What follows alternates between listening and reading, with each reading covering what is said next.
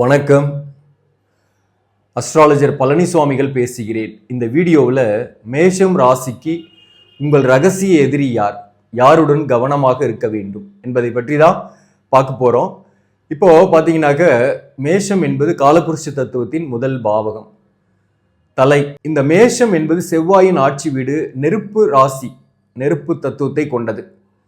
ஆளுமை திறன், நிர்வாகத்திறன், கோபம், விவேகம், வேகம், வெளிப்படைத்தன்மை, நிறைய வெளிப்படைத்தன்மையாக இருக்கக்கூடியவர்கள் தான் மேஷராசிக்காரங்க. மனசில் பெருசாக எதையும் வச்சுக்க மாட்டாங்க. முகத்துக்கு நேராக எதையும் சொல்லிடுவாங்க. பிடிக்கலன்னா பிடிக்கலன்னு சொல்லிடுவாங்க, பிடிச்சிருக்குன்னா பிடிச்சிருக்குன்னு சொல்லிடுவாங்க. சில மன வருத்தங்கள் இருந்தாலும் அதை வெளிப்படையாக காட்டிக்குவாங்க. அப்படிப்பட்ட மேஷராசிக்கு எதிரிகள் யார், எதிர்ப்புகள் எங்கே இருக்கும் என்பதை பற்றி தான் இந்த வீடியோவில் பார்க்க போகிறோம். இப்போ இவங்களுக்கு ஒரு நல்ல குணமும் இருக்கும், மற்றவங்களுக்கு உதவக்கூடிய குணம், பெருந்தன்மை, அதெல்லாம் இருக்கும். ஆனால் கோபத்தில் சில நேரங்களில் இவங்க மற்றவங்களோடு பேசக்கூடிய சூழ்நிலை வர்றதுனால தேவையற்ற விரோதங்கள், தேவையற்ற பகை போன்றவையும் இவர்களை சுற்றி இருக்கும். அது யார் மூலமாக இவங்களுக்கு அதிகமாக வரும் அப்படின்னாக்க, குறிப்பாக இந்த ராசிக்கு 3ஆம் பாவகமும் 6ஆம் பாவகமும் புதனுடைய ஆட்சி வீடு, மிதுனம் மற்றும் கன்னி. அதாவது ஒருத்தரோட ராசி அல்லது லக்னத்துக்கு 6ஆம் பாவகம் தான் கடன், நோய், எதிரியை சொல்லக்கூடிய இடம். அப்போ இவங்க பார்த்தீங்கன்னா நிறைய உதவி யாருக்கு செய்கிறாங்க, நண்பர்களுக்கு. நண்பர்களோட கூட்டு தொழில் செய்யறது. ஏன்னா இப்போ விரையச்சனி நடந்துட்டு இருக்குது. இந்த சனி பகவான் 12ஆம் பாவகத்தில் இருக்கு. விரையச்சனின்னா என்ன பண்ணோம், பிஸ்னஸ் பண்ண சொல்லும். சில பேரை பார்த்தீங்கன்னாக்க ஒரு 40 வயசுக்கு மேலே இருக்கிறவங்க வேலையில் சரியில்லை, வேலையில் பிரச்சனையாக இருக்குது, மன அழுத்தமாக இருக்குது, ஒர்க் பண்ணவே முடியல, ஊதியம் வரல அப்படின்ற காரணத்தினால பிஸ்னஸ் பண்ணலான்ற ஒரு ஐடியா வரும். பிஸ்னஸ் பண்ணும்போது கூட்டு தொழில் செய்யலான்ற ஐடியா வரும். கூட்டாளிகளை நம்பி பிஸ்னஸ் பண்ணுறீங்கன்னா உங்களுக்கு சாதகமாக இருக்காது, பண விரயமாகும், அதை கண்டினியூவாக நடத்த முடியாது. கூட்டாளிகளுடன் மன வருத்தங்கள் வரும், உங்களுக்கு மறைமுக எதிரிகளாக மாறிடுவாங்க அவங்க. நண்பர்களுக்கு கூட பார்த்தீங்கன்னா நிறைய செய்வீங்க, ஆனால் சில நண்பர்கள் உங்களுக்கு உதவ மாட்டாங்க, சரியான நேரத்துக்கு உங்களுக்கு பக்கத்தில் இருக்க மாட்டாங்க. ஸோ நண்பர்களுடன் கவனமாக இருக்க வேண்டும். அதே போல இந்த காலகட்டத்தில் தாயார் வகையில் உங்களுக்கு ஒரு மன வருத்தம் இருக்கும். தாயாருக்கு உடல்நல தொந்தரவு, பாதிப்பு போன்றவை, தாயார் வகையில் விரயங்கள், செலவுகள், அவங்களுக்கு ஹெல்த் இஷ்யூஸ் இதெல்லாம் இருக்கும். அந்த வகையில் தாயாரின் உடல்நலத்தில் கவனம் செலுத்திக்கணும். ஆனாலும் தாயாரின் உறவுகள் வகையில் சில மன வருத்தங்கள் இந்த காலகட்டத்தில் இருக்கும், அல்லது மாமியாரின் உறவுகள் வகையில் சில மன வருத்தங்கள், சில கருத்து வேறுபாடுகள் இந்த காலகட்டத்தில் ஏற்படும். ஸோ அப்போ வார்த்தைகளில் கொஞ்சம் கவனமாக இருக்கணும். வெளிப்படையாக பேசிடும் போது மன வருத்தங்களை ஏற்படுத்தும். இப்போ பொதுவாகவே பார்த்தீங்கன்னாக்க பாதகாதிபதியாக வரக்கூடியவர் சனி பகவான், 11ஆம் பாவகம். இந்த மேஷ லக்னமாக இருக்கீங்கன்னா பாதகஸ்தானம் 11ஆம் பாவகம், 6ஆம் பாவகம் கன்னி. அப்போ பார்த்தீங்கன்னாக்க இந்த கன்னியில் என்ன கிரகம் இருக்கோ அதற்கு தகுந்த உறவுகளோட நீங்கள் கவனமாகவும் இருக்கணும். உங்களுக்கு மூத்த சகோதர வகையிலையும் சரி, அல்லது இளைய சகோதரர்கள் வகையிலையும் சரி, சில மிஸ் அண்டர்ஸ்டாண்டிங் எப்பயுமே இருக்கும். நீங்கள் நிறைய ஹெல்ப் பண்ணுவீங்க, உதவுவீங்க. அந்த உதவிகள் இருந்தாலும் சகோதர வகையில் ஒற்றுமை இருக்காது. ஒரு சொத்துன்னு பிரிக்கணும் அல்லது சொத்து பிரச்சனைன்னு வரும்போது சகோதரர்களோட சண்டை சச்சரவு, சில மன வருத்தங்கள் போன்றவையெல்லாம் இந்த காலகட்டத்தில் ஏற்படும். சகோதர உறவு வகையில் கவனமாக இருக்க வேண்டும். அதே போலதான் பார்த்தீங்கன்னாக்க 8ஆம் பாவகமாக வர்றது விருச்சிகம். மேஷம் என்பது பார்த்தீங்கன்னாக்க வெளிப்படைத்தன்மை, கோபம். அதே விருச்சிகம் என்பது ரகசியம், எமோஷனல், அதாவது மனசுலேயே வச்சுக்கிட்டு கோபப்படுறது, வெளியே கோபத்தை காட்டிடுறது மேஷம்.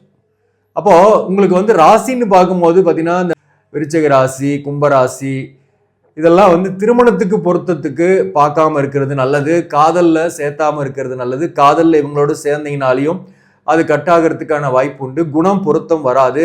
இது லக்னமாக இருந்தீங்களாலும் அதே தான். மேஷ லக்னமாக இருந்தாலையும் கன்னி லக்னம், விருச்சிக லக்னம், கும்ப லக்னத்தோடலாம் நீங்கள் தொடர்புகள் கொள்றீங்க, இவங்களோட நட்போ அல்லது காதலோ ஏற்படுதுன்னா கூட அந்த உறவு நிலை ரொம்ப நாளைக்கு நீடிக்காது. சில நேரங்களில் அது கட்டாகிறதுக்கு இடையிலேயே கட்டாயிடும். அதனால அந்த மாதிரியான ரிலேஷன்ஷிப் பார்த்தீங்கன்னா உங்களுக்கு ஒரு நச்சுத்தன்மை ரிலேஷன்ஷிப் மாதிரி உங்களுக்கு மன அழுத்தத்தை ஏற்படுத்தும். அப்படிப்பட்ட உறவு நிலையை நீங்கள் கட் பண்ணுறது அல்லது அவர்களுடன் கவனமாக இருக்கிறது நல்லது.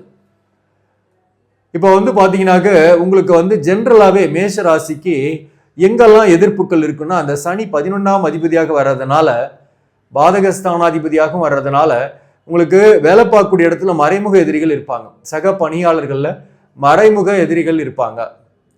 அது மேலதிகாரியா இருக்கலாம், அல்லது உங்களுக்கு உங்க ரேங்க்லயே ஈக்குவலா ஒர்க் பண்றவங்க கூட இருக்கலாம். அந்த மறைமுக எதிரிகள் என்பது எப்படி கண்டுபிடிக்கிறது அப்படின்னாக, அவங்க மிதுனமாவோ அல்லது கன்னியாகவோ அல்லது கும்பராசியாகவோ இருக்கிறாங்கன்னா உங்களுக்கு ஒத்து வராத குணமாக இருக்கும். அல்லது விருச்சிக ராசியா இருக்கிறாங்கன்னா அவங்களோட நீங்க கவனமாக இருக்கணும். உங்களுக்கு கூடவே இருக்கக்கூடிய சக பணியாளர்கள் இந்த ராசியில் இருக்காங்கன்னா அவங்களுக்கும் உங்களுக்கும் ஒத்து வராது. ஸோ அவங்களோட நீங்க கவனமாக இருக்க வேண்டும். அதாவது முன்கூட்டியே திட்டங்களை சொல்லக்கூடாது. அதே போல மேலதிகாரியோ அல்லது மற்றவர்களை பத்தியோ இவங்க கிட்ட கமெண்ட் பண்ணக்கூடாது. அது மேல வேற விதமா போய் அவங்கள போய் சேரும். அதனால உங்களுக்கு பிரச்சனைகள் வரும். அதே போலதான் இவர்களோடு கூட்டு தொழில் அல்லது பணம் கொடுக்கல் வாங்கல் போன்றவற்றையும் இவர்களோடு தவிர்க்க வேண்டும். அதே சமயத்துல பாத்தீங்கன்னாக்க உறவு நிலையில பார்க்கும்போது தாய் வழி உறவுகளோட சில மன வருத்தங்கள் இந்த காலகட்டத்தில் உங்களுக்கு ஏற்படும். அது சொத்து சம்பந்தமா இருக்கும். சகோதர வழியில சில மன வருத்தங்கள் இந்த காலகட்டத்தில் ஏற்படும். அதுவுமே சொத்து சம்பந்தமான பிரிவினை, பாக பிரிவினை போன்றவற்றால் ஏற்படக்கூடிய பாதிப்புகளாக இருக்கும். உறவு நிலையெல்லாம் பாத்தீங்கன்னா மறைமுக எதிரியாக இந்த காலகட்டத்தில் உங்களுக்கு இருந்துகிட்டு இருப்பாங்க. ஸோ அப்போ வெளிப்படைத்தன்மையா நீங்க எல்லாத்தையுமே முன்கூட்டியே இவங்களோட ஷேர் பண்றீங்கன்னா அதுவே உங்களுக்கு பாதிப்புகளையும் கொடுத்துக்கிட்டு இருக்கும். அப்போ எச்சரிக்கையாக இருக்க வேண்டியது யாருன்னாக, நட்புக்கள் வகையில கூட நம்ம எந்த ஒரு திட்டத்தையும் முன்கூட்டியே சொல்லாம இருக்கிறது நல்லது. சகோதரர்கள் வகையில உறவு நிலையில சில மன வருத்தங்கள் வரக்கூடிய காலகட்டமாக இது இருக்கும். அதே போல நட்புகளோட கொடுக்கல் வாங்கல் அல்லது கூட்டு தொழில் போன்றவற்றை தவிர்க்க வேண்டும். சக பணியாளர்கள்ல நமக்கு மறைமுக எதிரி யாரு எப்படி கண்டுபிடிக்கிறதுனா, மிதுனம் ராசி, கன்னி ராசி, விருச்சிகம், கும்பம் இந்த மாதிரி ராசிகள் அவங்க இருக்கிறாங்க. நீங்க மேஷ ராசியா இருக்கீங்கன்னாக்க ஒரு ஒத்து வராத குணம் இருக்கும். உங்களுக்கு ஒரு வேரியேஷன்ஸ் இருந்துகிட்டே இருக்கும். அப்படிப்பட்டவங்க கிட்ட நீங்க போய் ஜென்ரலா வெளிப்படையா எல்லாத்தையுமே சொல்றீங்கன்னா அது என்ன ஆகும், உங்களுக்கு பாதிப்பை ஏற்படுத்தும். அப்போ எச்சரிக்கையாக இருக்கக்கூடிய காலகட்டம். ஏன்னா விரையச்சனி நடக்கிறதுனால நீங்க வார்த்தைகள்ல எச்சரிக்கையாக இருக்கணும். அதே போல எந்த ஒரு பிளானையும் முன்கூட்டியே மற்றவர்கள் கிட்ட, எதிரிங்க கிட்ட, யார் எதிரினே தெரியாம, யார் நண்பன், யார் நல்லவன், யார் கெட்டவன்னு தெரியாம நீங்க சொல்லும் போது அது கந்திஷ்டி, போட்டி, பொறாம இதெல்லாலேயே அந்த காரியம் தடைகள் ஏற்பட்டுட்டு இருக்கும். அதனால உங்களை சுத்தி யார் இருக்கிறாங்க, எப்படிப்பட்டவர்களாக இருக்கிறாங்க அப்படின்றத நீங்க புரிஞ்சுக்கிட்டீங்கன்னாக வாழ்க்கையில மேலும் துன்பப்படாம ஒரு ஸ்மூத்தான வாழ்க்கை பயணத்தை நீங்க பயணப்படலாம். என்றெல்லாம் சொல்லும் போது மேஷ லக்னமாக இருக்கீங்கன்னாக்க உங்களுக்கு தாய்மாமன் வகையில கூட பார்த்தீங்கன்னாக்க சில பிரச்சனைகள், சில போராட்டங்கள் போன்றவையெல்லாம் ஏற்படும். தாய் வழி உறவுகளோடு கூட சில வருத்தங்கள், சில மன வருத்தங்கள், சொத்து சம்பந்தமான பிரச்சனைகள் ஏற்படக்கூடியதாகவே இருக்கும். மேஷ ராசி, மேஷ லக்னமாக இருக்கீங்கன்னாக்க இதெல்லாமே உங்களுக்கு மேக்சிமம் பொருத்தமாக இருக்கும். அது இல்லாமல் உங்கள் லக்னத்துக்கு 6ஆம் இடத்துல எந்த கிரகம் இருக்குன்னு பாருங்க. உங்கள் ஜாதகத்தில் அந்த கிரகத்தோட உறவு நிலையில சில பிரச்சனைகளும் உங்களுக்கு இருக்கும். அவங்களால பிரச்சனைகள் வரும். அவர்களால் உங்களுக்கு எதிர்ப்பையோ அல்லது அவங்களால உங்களுக்கு துன்பமோ, ஒரு டாக்ஸிக் ரிலேஷன்ஷிப் மாதிரி ஒரு பிரச்சனையோ இருந்துகிட்டு இருக்கும். இப்போ மேஷ லக்னம் 6ஆம் பாவகத்துல புதனே இருக்குன்னா தாய்மாமன் வகையில பிரச்சனைகள், நண்பர்கள் வகையில பிரச்சனைகள் வரும். அதே லக்னத்துக்கு 6ஆம் இடத்துல சந்திரன் இருக்கு, கன்னி ராசியா இருக்கீங்க, மேஷ லக்னமாக இருக்குன்னாக்க தாயாருக்கு உடல்நல தொந்தரவு அல்லது தாயாருடன் மன வருத்தம், தாயாராலேயே பிரச்சனைகள் எப்பயுமே இருக்கிற மாதிரி இருந்துட்டு இருக்கும்.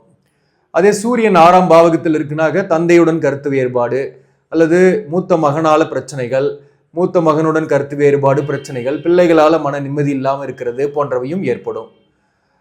6ஆம் பாவகத்துல சனி இருக்கு அப்படின்னாக்க தொழிலாளர்கள், சக தொழிலாளர்கள் அல்லது பணியாளர்கள், உங்க கூட ஒர்க் பண்ணக்கூடியவர்களோட கவனமாக இருக்கணும்னு அர்த்தம்.